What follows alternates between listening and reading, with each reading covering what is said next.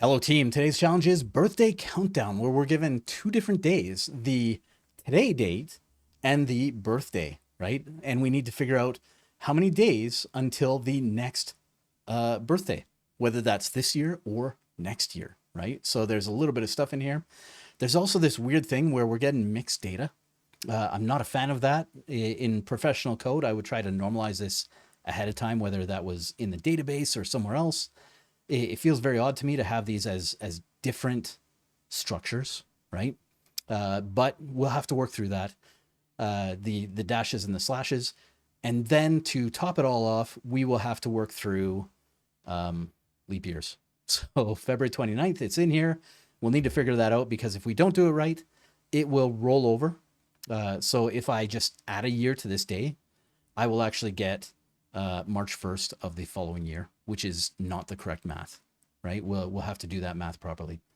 So a few different steps, but I think we can get it done, okay?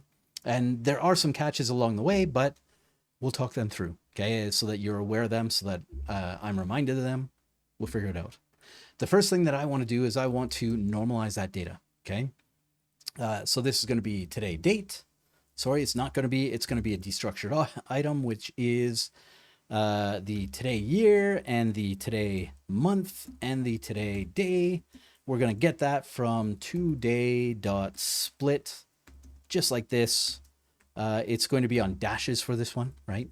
And then because those are strings and we really want them to be numbers, we can do that map right here and now where we send it through the number static constructor method. Constructor? I don't remember. But either way, this will convert all these to numbers, and that's what we want, okay?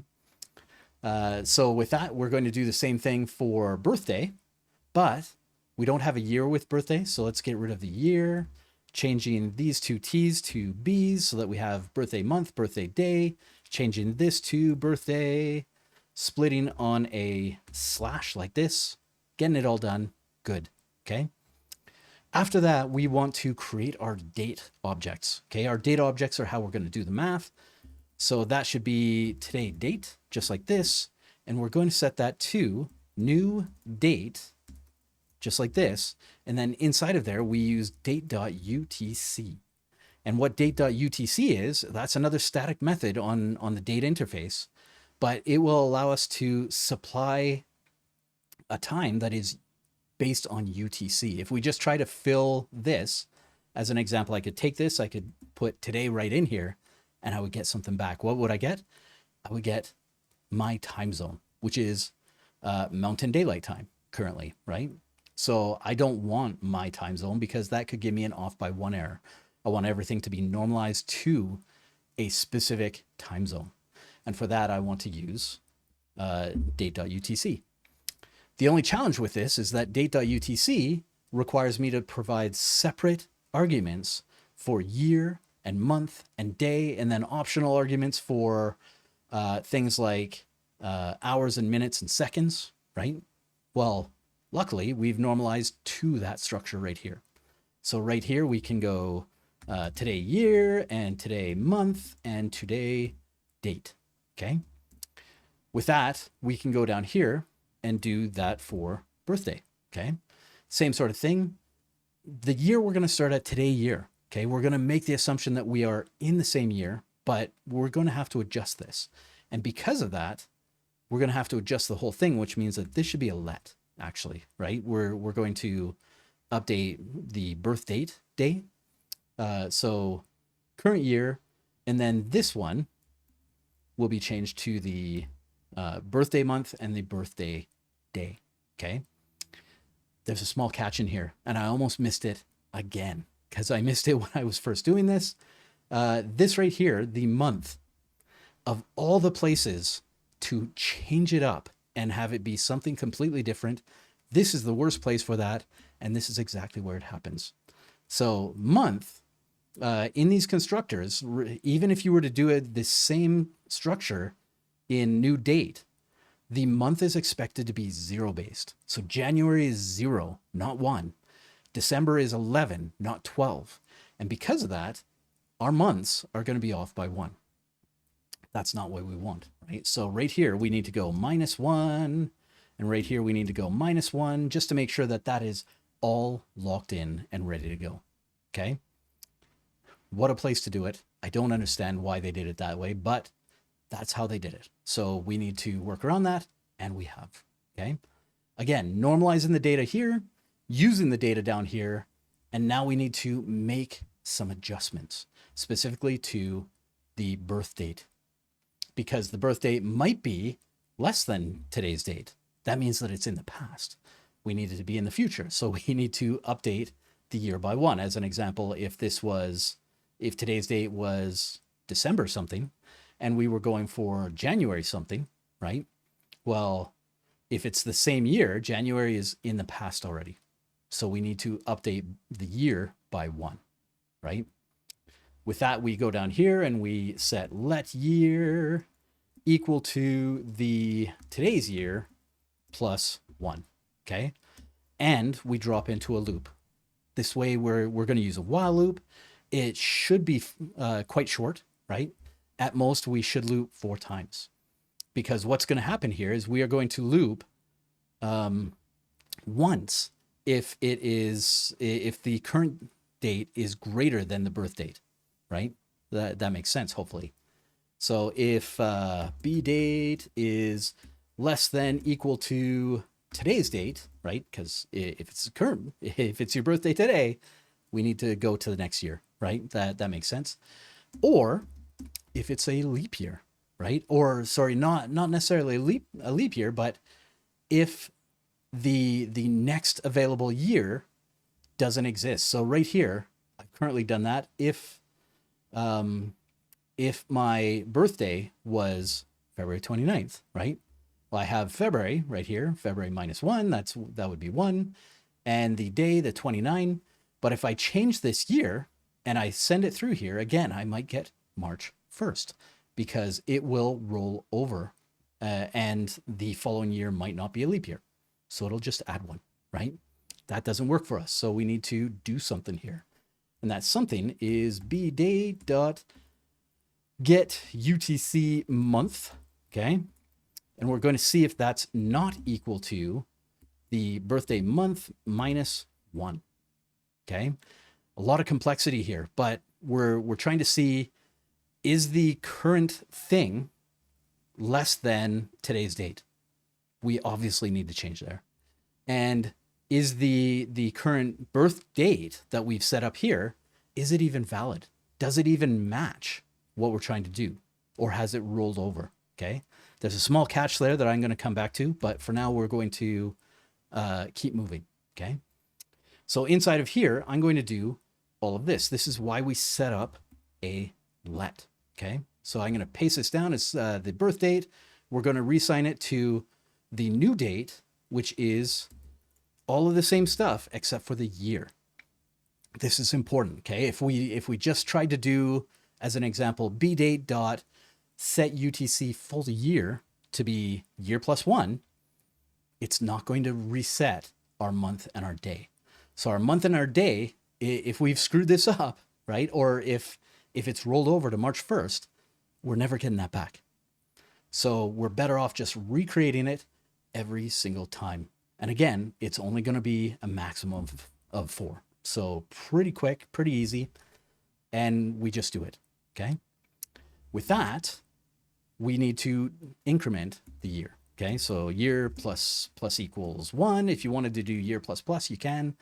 I like this for the clarity, right? That's why I keep doing year plus equals 1, but you do you, okay? So now, with that, we've set up our dates. We've incremented the birth date until we have something that is greater than today's date and actually exists in our calendar, right? Lines up with everything. So now we can do the math. Const diff equals bdate minus today's date, because today's date should be smaller. If I got this right, it absolutely is. Normally, I would probably make this part its own function, right? Where we go difference to day or something like that, right? A value to milliseconds today or something like that. But we can just do it here. So I'm going to go days equals that diff divided by what? Well, it's 864,000, right? I could just type that in, or I could not remember that and just go 1,000 milliseconds times 60 seconds times 60 seconds. Sorry, 60 seconds times 60 minutes times 24 hours. Excellent. Okay. And then down here, changing this to days, just like this, and it works. Okay. That's a lot. I get that that's a lot. Like whenever we start doing date math, there's a heavy-handed approach to it. Temporal can make this a little bit easier.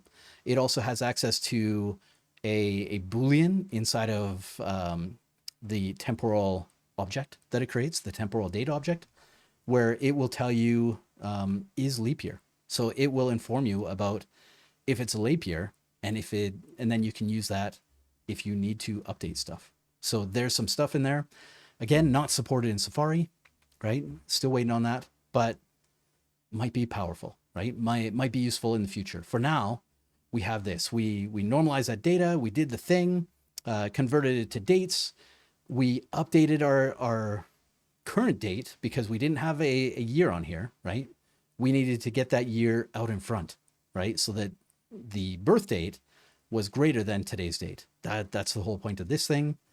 And of course, making sure that it's a valid leap year, right? Or that our dates don't shift because of leap years.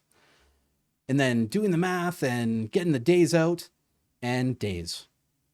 So where's the challenge? Okay, where's the challenge? Well, one, we didn't need it today, but because of how we used UTC time here, we didn't really have to do any rounding. But there is a chance, depending on how you set this up, you might have to go math.round, right?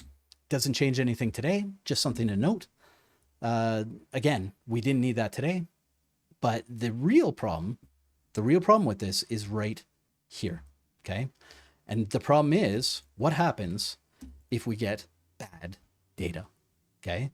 Not leap years, not valid days in a valid year, but what happens if we got something like April 31st? There is no April 31st, right? That's the problem. April only has 30 days. That's part of the magic. So if we got April 31st, we would have a runaway loop, right? So it's not a complete solution in that we should, right up here, have a way to test today and birthday to make sure that they fall on a valid calendar, right? Otherwise, we might have this runaway loop because people are just firing random data in that is bad data, right? And that's the danger that I see with this solution. Are there ways around it? Yes, we can do those checks. We can get it done. It's a lot more code than I want to explore today. So I'm going to leave that alone as a stretch goal, right? For myself, for you. But again, today, this gets it done, right? It's done and it's working. It's pretty good. Could we break some of this out into its own functions? Yeah, we could do that. Lots of ways to play with this and shorten it down. I definitely recommend checking out Temporal to see how that works, because it saves on all this tricky math, right? And in fact, it might even save on some of this stuff in here. I suspect you still need the loop, but it's pretty small in the grand scheme of things. So again, not every solution, just hopefully one good solution. I feel like this gets us most of the way there. If you notice something that I completely missed or I didn't talk about, hit me up in those comments. Also, let me know if you liked it, if you hated it, if you found a different way, all that good stuff into my comments. Otherwise, today, this has been Birthday Countdown, and I will see you tomorrow.